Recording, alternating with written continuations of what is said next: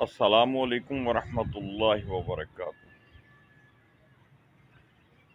بچپن سے مجھے ایک شوق رہا ہے کہ بڑے بزرگوں کے پاس بیٹھنا، ان کی باتیں سننا اور ان سے سوال و جواب کرنا، یہ میرا مشغلہ تھا۔ میں نے 100 سال پہلے کے جو لوگ تھے ان کی جب کہانیاں سنی تو میرے سامنے وہی واقعات آگے جو قرآن پاک میں واضح طور پہ ہمیں اللہ تبارک و تعالیٰ نے بتائے ہیں، سنائے ہیں، جن کے بارے میں پہلے ہمیں قطعاً کچھ بھی علم نہیں تھا۔ مثلاً حضرت آدم علیہ السلام کے بیٹے تھے حابیل اور قابیل، ان کا قصہ، پھر حضرت نوح علیہ السلام کے بیٹے کی داستان، پھر حضرت لوط علیہ السلام کی بیوی کا معاملہ،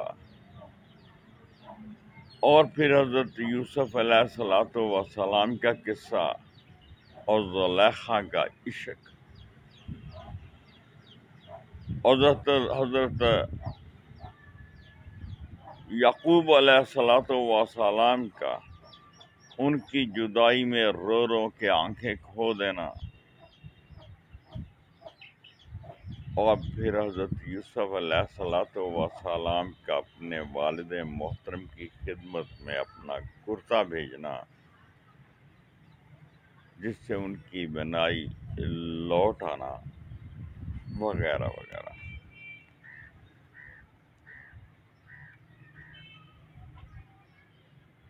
مرنے والے مر گئے، جانے والے چلے گئے، لیکن ان کے قصے اور ان کی داستانیں کچھ کی موجود ہیں، کچھ کی معدوم ہیں، لیکن اللہ کے ہاں جو رجسٹر ہے اس میں تو رائی رائی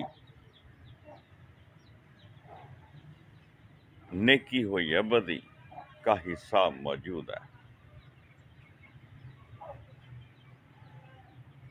آج سے 100 سال پہلے بھی، یعنی کہ کوئی 30-40 سال پہلے جو لوگ اس وقت بڑے بوڑھے تھے، جن کی پیدائش پچھلی صدی میں ہوئی تھی، ان سے جب میں نے قصے اور کہانیاں سنے تو انہوں نے بتایا کہ میرے بھائیوں نے میرے ساتھ یہ کیا، کسی نے کہا کہ میرے جو سسرال والے تھے انہوں نے میرے ساتھ یہ کیا۔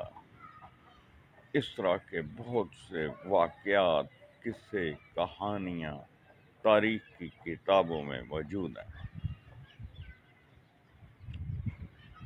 اور آج بھی اگر کسی آپ بڑے بوڑھے کے پاس بیٹھیں گے تو وہ اس طرح کی آپ کو بہت سی داستانیں سنائے گا۔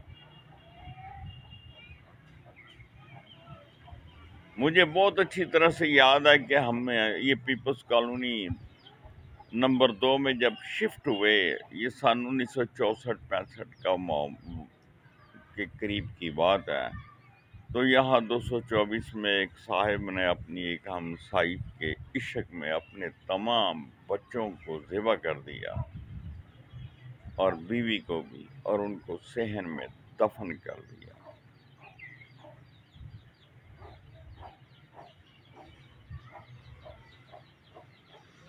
اسی طرح ہمارے ایک سکول ٹیچر تھے، انہوں کا بھی معاملہ تھا، انہوں نے بھی اپنے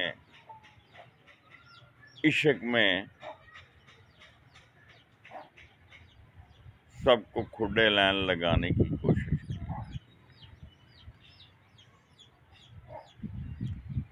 مامو کانجن سے ایک صاحب تھے، انہوں نے کہا کہ مجھے خواب میں مجھے کہا کہ اپنے سارے خاندان کی قربانی دے دو، تو انہوں نے اپنی سالی بھی، اپنی بیوی بھی، اپنی بیٹیاں بھی، بچے بھی سب ذبح کر دیے۔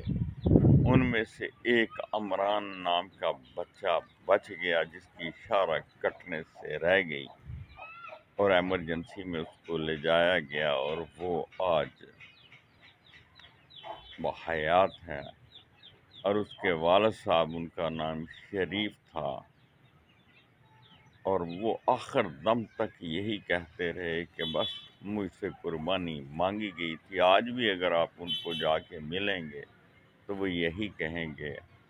ان کو سزائے موت کا حکم ہوا تھا، لیکن یہ ان اپنا بے نظیر کی جب حکومت آئی ضیاء دور کے بعد، تو اچانک انہوں نے گورنمنٹ نے ایک پالیسی اپنائی جس کے تحت پاکستان کے اندر جتنے بھی سزائے موت کے قیدی تھے ان سب کو عمر قید میں تبدیل کر دیا گیا، تو اس کی وجہ سے وہ بچ گئے، اور آج بھی وہ مامو کانجن میں موجود ہیں، رئی خاندان سے ان کا تعلق ہے، اور وہاں کے لوگ بڑے اچھی طرح سے اس واقعے کو جانتے ہیں۔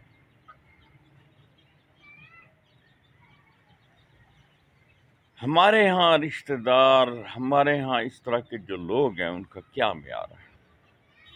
ہماری دوستیاں، ہماری رشتہ داریاں جو ہیں وہ کس معیار کی ہوتی ہیں؟ جس معیار کی ہونی چاہیے وہ تو معیار ہم نے آج تک قائم ہی نہیں کر سکے، کہ جب تک ہم کل مسلمون اخوا والے مقام پہ نہیں پہنچیں گے اس وقت تک ذلیل و خوار ہی ہوں گے، اور ہمارا نفس جو ہے وہ ہمیں کبھی بھی سیدھے راستے کی طرف نہیں آنے دے گا۔ میں نے بہت یہ باتیں سنی، آپ نے بھی سنی ہوں گی، کہ اگر کسی نال بگاڑ پانا ہے نا تو انہوں قرضہ دے دو۔ حالانکہ اللہ کے نبی صلی اللہ علیہ وآلہ وسلم نے مومن کی پہچان تو یہ بتائی ہے کہ جب اس کے پاس امانت رکھی جاتی ہے تو وہ امانت میں خیانت نہیں کرتا، اور مومن جو ہے وہ ایک دوسرے کے بازو ہیں، ایک دوسرے کے دستے راست ہیں، ایک جسم کی مانند ہیں، اور ایک دوسرے کے دکھ سکھ میں، غم میں، پریشانی میں وہ کام آتے ہیں۔ اور اگر کہیں دنیا میں کسی بھی جگہ پہ کسی مسلمان کو کوئی تکلیف پہنچے تو دوسرے مسلمان خواہ دوسرے کونے میں بھی ہوں ان کو بھی اسی طرح وہ تکلیف پہنچتی ہے، لیکن یہاں پر وہ الٹا سسٹم ہے۔ مجھے نہیں معلوم کہ کسی کو تکلیف پہنچتی ہے کہ نہیں، نہ میں نے دیکھا۔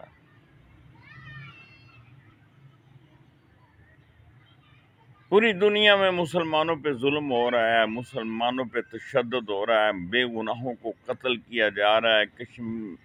یعنی کہ مقبوضہ کشمیر ہی کو لے لیں کہ ہمارے ساتھ ہنوز کیا کر رہا ہے، اور ہم صرف اتنی سی بات کہہ دیتے ہیں کہ ہم ان کے ساتھ ہیں۔ آخر ان کو ایک نہ ایک دن ان کے صلے میں وہ آزاد ہوں گے۔ بالکل غلط بات ہے۔ ہمیں تو جہاد کا حکم ہے۔ آپ کے مسلمان بھائی پہ ظلم ہو رہا ہے اور آپ دیکھ رہے ہیں، تماشا دیکھ رہے ہیں۔ آپ تو تماشا ہی ہیں، مسلمان تو نہیں ہیں۔ آپ کسی کو 10 روپے 20 روپے نہیں، 200 400 500 1000 روپیہ ادھار دے کے دیکھ لو، وہ آپ کو واپس نہیں دے گا۔ میل ملاقات ختم، تعلقات ختم ہو جائیں گے۔ بہت کم لوگ ہوں گے جو آپ کو واپس کریں گے۔ پھر ایک اور ٹرینڈ چلا ہے کہ جس سے آپ کی ہیلو ہائی ہوتی ہے وہ سب سے پہلے آپ سے بھیک مانگتا ہے، آپ کو پھٹیک ڈالتا ہے، آپ کو آزمائش میں ڈالتا ہے، کیا آزمائش کرنی ہے جی؟ اگر آپ نے اس کی ضرورت پوری کر دی تو کہیں گے جی آپ ٹھیک ہے، اور اگر ضرورت پوری نہ کی تو کہیں گے جی آپ تو بہت کنجوس ہیں اور یہ ہیں اور وہ ہیں۔ کیا ہمارا تعلقات کا یہ معیار ہے؟ ہمارے دوستانے، ہماری عزیزداریاں، ہمارے رشتہ داریاں کیا صرف پیسے کے بل بوتے پہ ہوتی ہیں؟ یا کسی کی ضرورت پورا کرنے پر ہی ان کا یعنی کہ ان کو جانچا جا سکتا ہے؟ ہو سکتا ہے کہ جو آدمی دوسرے آدمی سے سوال کر رہا ہے اور جس سے سوال کیا جا رہا ہے وہ اس سے زیادہ تنگ دست ہو، لیکن وہ اپنا آپ ظاہر نہیں کرنے دیتا۔ اللہ کے بندو، آؤ آج بھی قرآن کی طرف آ جاؤ، اللہ کے دین کی طرف پلٹ آؤ، اللہ کے نبی کی احادیثوں کو پڑھیں، اس پہ عمل کریں، انشاءاللہ تعالی آج بھی ہمارے حالات بدل جائیں گے، ہم میں محبت کا جذبہ پیدا ہو جائے گا، ہم میں خلوص اور قربانی کا جذبہ پیدا ہو جائے گا۔ ہم میں تو قربانی نام کی کوئی چیز نہیں ہے۔ سیکریفائی کسے کہتے ہیں؟ ایک انگریزی کا لفظ ہے، بس وہ بعض لوگوں کی زبان پہ ہے، غلط ہے۔ قربانی جو ہوتی ہے نا وہ کر کے دکھانی پڑتی ہے۔ اللہ کے نبی صلی اللہ علیہ وسلم کے دور میں مدینہ والوں نے مکہ والا ہجرت کر کے آنے والوں کے ساتھ جو نیکیاں کی اور جو سلوک کیا، پوری دنیا میں، رہتی دنیا میں وہ ایک مثال ہے۔ نہ اس سے پہلے کبھی کسی نے دیکھا اور نہ اس کے بعد ہی کسی نے دیکھا، اور نہ ہی دیکھنے میں یہ اب وہ دور آئے گا۔ اپنا خیال رکھیے گا، دعاؤں میں یاد رکھیے گا۔ بہت بہت شکریہ۔ فی امان اللہ، اللہ حافظ۔